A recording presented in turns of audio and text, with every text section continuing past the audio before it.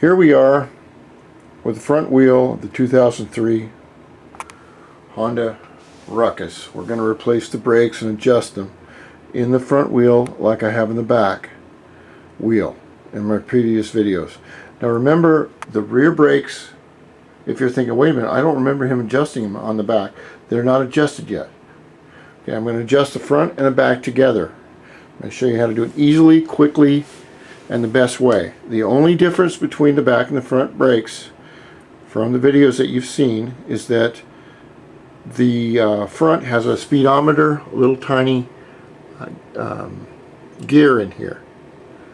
The first thing we have to do is take out, well, first thing you want to do is look at the brake wear indicator. Now there's a little tiny arrow, and I put my little white marker to use, and that's on the movable brake arm right here. And you can see as I pull on the brake arm, that arrow slowly moves towards the little raised arrow on the metal die cast of the brake hub right there. Now let's just say that this front brake is adjusted perfectly up here at the handle, or it's the other side actually, for riding, and it's for the front brakes. Okay, now let's just say that if we turn this in, and as we turn this in, what we're doing is we're tightening the brakes up.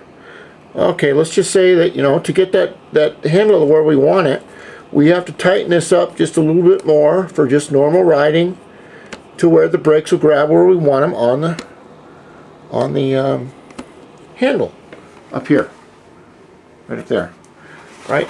So we're riding along, everything's fine, and all of a sudden we look down here and say, well, what's that arrow for? Now when the bike is sitting still and this arrow on this movable arm that goes back and forth lines up with that little triangle right there, and the back brake has the same thing, what that means is that your brake pads are so thin they need to be replaced. That's what the indicator is. And generally I haven't, if these brake pads have lasted almost 28,000 miles, that's a long time, and they do last a long time. But to take off the wheel and tire, first thing we do is we jack up the front of the bike by lifting up the wheel, putting some blocks underneath the front aluminum pieces. Do not put it on the plastic down here because you'll crush something. And we get this off the ground.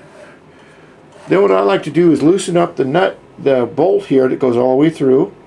This is a 12 millimeter on one side, and I used a 17 millimeter breaker bar on. This is if you're doing it alone. You put the breaker bar right there and take that off. Breaker bar comes in really handy. A breaker bar is usually about, I don't know, a foot and a half. I don't know how many thousands of meters that is, but it has a lot of leverage. When you're way out on this end of it, you can get a hell of a lot of torque if you don't have a zip gun. Okay, in the next video we will take the wheel off.